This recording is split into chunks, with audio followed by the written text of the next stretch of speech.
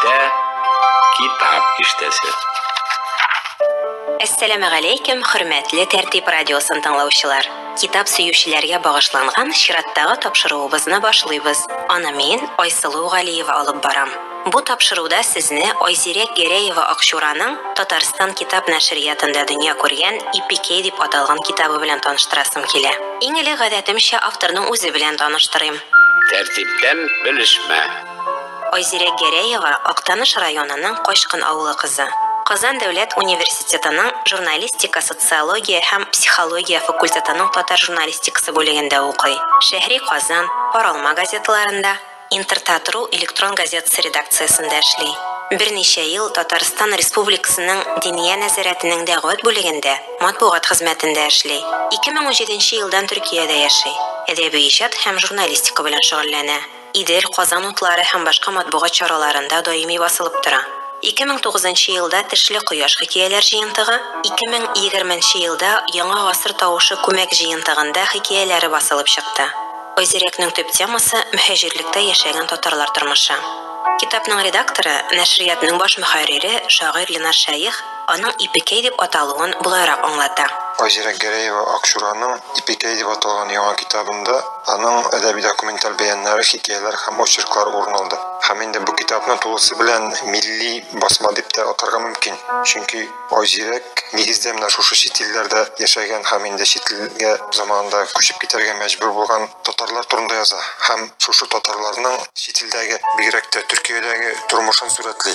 Һәм аның геройлары нинди генә очракта да югалып калмыйлар, һәр вакытта да алга баралар. Һәм инде читтә булса да, үз туган илләрен сагынып булса да, яшәүләрен дәвам итәләр, истиләр, һәм инде башка халыкларның да үсешенә зур өлеш кертәләр. Аның менә бу китапта урналган Агай, Мөнҗия, Истанбул малае бәяннарын аласың инде, хикәяләрен аласың. Бигрәк тә менә бу китап исемендә чыккан «Ипекей» хикәясе бик гыйбрәтле. Монда инде юкка чыккан татар авылы турында сүз бара, һәм инде шушы авылны сагыну, җир-су белән бәйле хисләр ярылып ята инде. Мәсәлән, Дуасыз егет хикәясендә шулай менә кешенең зур сынаулар аша үтеп дингә килү вакыйгасы тасвирлана. Китап киштәсе. Айзирә китапка материал туплау өчен Төркиядәге татар авылларына, татарлар җыелып яшәгән шәһәрләргә барган, андагы милләттәшләребез белән аралашкан. Шуны әйтә алам, китабымның күп өлеше читтә яшәгән милләттәшләребезнең язмышына кагылышлы. Төркиянең 5 татар авылына, 7 шәһәренә махсус барып, аларда яшәүче татарлар белән аралашып, сөйләшеп, аларның хатирәләрен тыңлап язып йөрелде. Геройларымның күбесе бабалары туфрагына аяк баса алмаган. Бүгенге көндә инде күбесе мәрхүм. Мин язганнарым белән аларның шушы якты гыйбрәтле хатирәләрен Татарстанга алып кайтырга теләдем. Төркия анда һиҗрәт кылган татарлар турында әдәби әсәрләр дә бар, документаль очерклар да юк түгел. Әйтик, Мәхмүд Галәүнең «Мөхәҗирләре», Фәүзия Бәйрәмованың «Һиҗрәт» романнары, берсе Татарстаннан, икенчесе Себердән күчеп урнашкан татарлар тормышы турында тарихи романнар. 1990 елларда андагы татарлар тормышы турында Тәүфик Әйди дә язды. Алман сугышында әсир калып, читтә калган татар әсирләре турында аның «Йөртә безне язмышлар» әсәре басылды. Матбугатта Разил Вәлиевнең, Рабит Батулланың да очерклары, сәяхәтнамәләре, мәкаләләре дөнья күрде. Айзирә Гәрәева Акчура чит илләрдә яшәп яткан милләттәшләребез язмышы турында язучы, замандаш авторларыбыздан.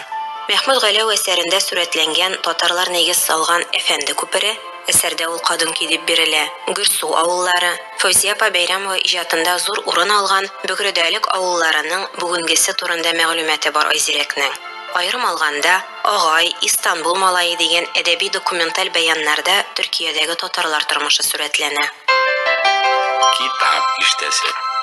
Истанбул малае әсәрендә сурәтләнгән татарларның әби-бабалары динебезне, милләтебезне саклыйбыз дип бер гасыр элек Төркиягә күченгән. Бүгенге көндә 6-7 татар авылы исән икән әле. Заманында шул татар авылында үскән балалар Төркиянең Истанбул кебек шәһәрләрендә эшкә урнашып яши башлаган. Шулай итеп, Төркиядә шәһәрдә яшәүче татарлар да барлыкка килгән. Истанбулда алар үзләренең татар икәнлекләрен саклап, туган авылларына, без башка шәһәрләрдән ничек кайтып йөрсәк, алар да нәкъ шулай кайтып йөри. Элемтәләрен югалтмыйча яшиләр икән. Әсәрдә Истанбул малае Мәхмәтнең мәктәптә төрек сабакташларыннан аерылып торуы, Студент чорының Төркиядәге сәяси үзгәрешләр чорына туры килүе, тормыштагы авырлыклар, югалтулар аша аның өлгергән кеше булып җитлегүе хакында. Мөнҗия бәяны Кыргызстанның опера йолдызы Мөнҗия Еркенбаева язмышы турында. Әлеге әсәрдән үзекләрне Идел журналында укыганым бар иде инде. 8 яшендә әтисенә качарга ярдәм иткән. 18 яшендә документларын югалтып, фамилияле булыр өчен көчләп диярлек кыргыз егетенә кияүгә бирелгән. 22дә халык дошманы хатыны булып ялгыз калган фаҗигали язмышлы татар хатыны ул. Мөнҗия Еркенбаеваның тамырлары авторның үз ягына, Актаныш районының Илчебай авылына барып тоташа. 50нче елларда Мөнҗия ире, кызы белән документлар юллап туган авылына кайтып та карый. Авыл советы кенәгәсендә әтисе аларның гаиләсе турындагы бит йыртып алынган булып чыга. Китаптан юллар. Айсылуның күптәннән инде әнисенә бирәсе килгән бер соравы бар. Ничектер җай чыкмады. Әллә әнисен рәнҗетүдән шүрләде.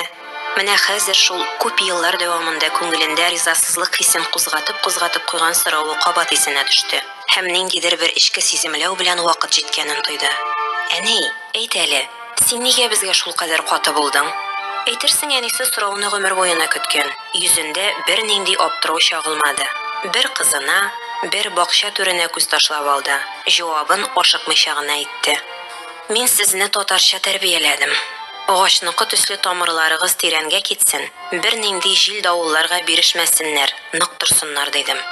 Таулардан искән җиләс җил сулышларны киңәйтеп җибәрә торган дала кырлар һавасын ашыгып шәһәргә куды. Шул һаваны бакчада үскән 100 яшәр агачлардан, төрле рәвешләргә китереп киселгән куаклардан, юл буйларына утыртылган чәчәкләрдән таралган әллә нинди кабатланмас хуш исләргә төреп, бер дә кызганмы юләште. Кыргызстанга рәхмәт. Ничек кенә авыр еллар булмасын, Кыргызстан мине ризыклы итте. Шушы җир эшле, гаиләле итте. Тормыш матурлыгын, рәхәтен шушында күрдем. Әтиегез безнең өчен, халык өчен тырышты. Эшләде дә эшләде. Күпме китап бастырды. Мәскәү юлын таптап манасны таратты. Әйбәт кеше иде. Бер кемне рәнҗетмәс, ачуланмас, барысын эченә җыйды. Шуңадыр да тиз китте, иртә китте. 60та ук. Әни, кызым, сез минем хыялларымны тормышка ашырдыгыз. Сеңелем Гөлмира танылган пианист, син балерина. Аллага шөкер, бар да әйбәт. Әмма барыбер Татарстанга кайтасым килә. Агыйдел буйларын сагынам. Киндек каны кайда тамган, шул җир тарта кызым. Тау җиле ипләп кенә Мөнҗиянең күз яшеннән дымланган йөзен сыйпап узды. Тик күңелендәге җирсү хисен очыртып җибәрә, тарата алмады. Китап иштәсе. 2018 ел. Айсылу ханым белән Төркия башкаласы Анкарада урнашкан Иделия татар ашлары ресторанында сөйләшеп утырабыз. Колакны иркәләп кенә Алсуның олы юлның тузаны җыры яңгырый. Өстәлдә пәрәмәч суына.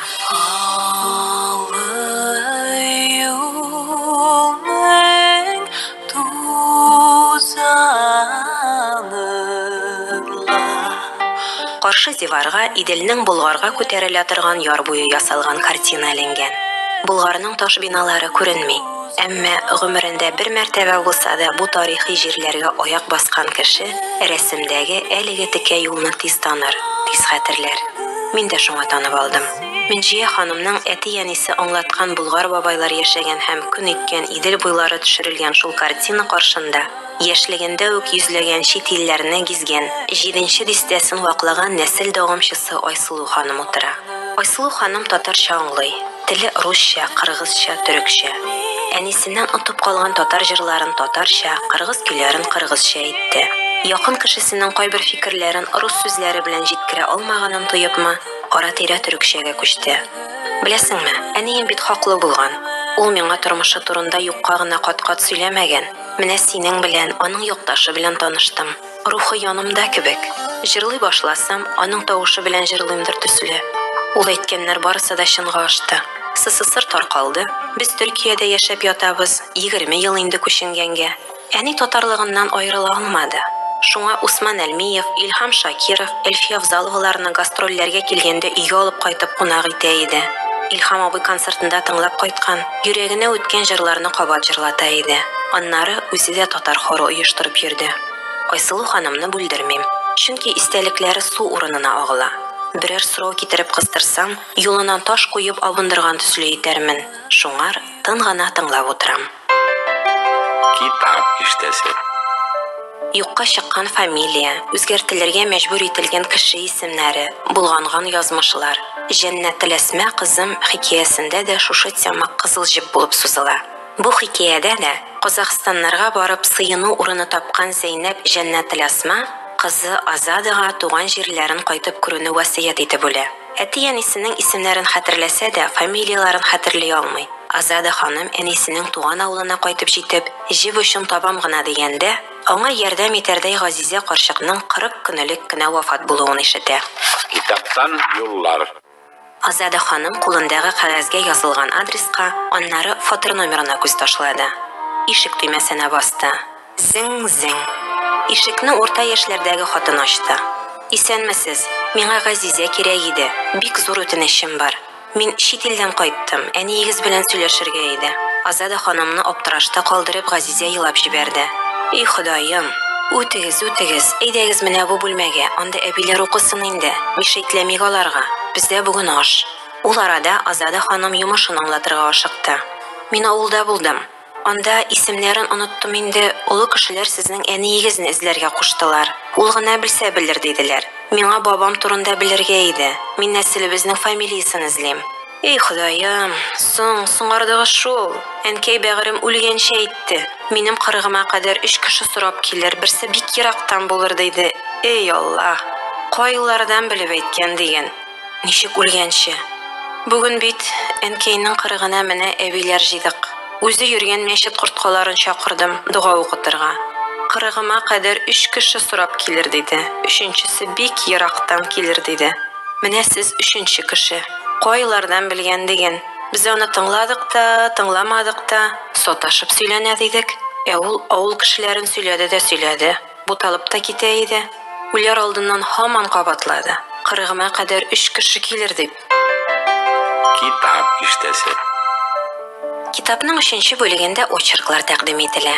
Аларның берсе Төркиянең беренче нефтчесе Татар дигәне 2018 елда Казан утлары журнал редакциясе белән Татнефть акционерлык җәмгыяте уздырган Хәзинә әдәби конкурсында беренче урын алган иде. Әлеге очерк Казакъстанның Казаклы шәһәрендә туган, тамырлары Оренбургның Каргалы якларыннан булган татар кешесе, геолог, инженер, Төркиядә нефть табучы Кәмал Лукман турында. Кызганыч, тапшыруыбызның вакыты чикләнгән. 2 әни турында да, Өчпочмак һәм дугасыз егет хикәяләре турында да сөйлисе килә. Табышмактан гына торган агай бәянына да тукталасы килә. Буларын инде укучыларыбызның үзләренә калдырыйм. Китап кызыксындырган икән, аны Татарстан китап нәшрияты кибетләрендә алырга мөмкин. Татар китаплары сатучылардан сорасагыз да алып кайтып бирерләр шәт. Эпикей җыентыгы китапханәләргә дә җибәреләчәк. Китапханәдән дә алып уку мөмкинлеге булыр Алла теләсә. Авторның әсәрләре белән бүген үк танышырга теләүчеләр китапханәгә барып, Казан утлары, Идел, Шәһри Казан төпләмәләрен актара ала. Айзирә Гәрәева Акчура әлеге матбугат чараларында даими басылып килә. Бүгенгә тапшыруыбыз шуның белән тәмам. Китап киштәләрегездә тәртип булсын дигән теләктә саубуллашам. Киләсе очрашуларга кадәр сау булыгыз. Тәртиптә китап киштәсе.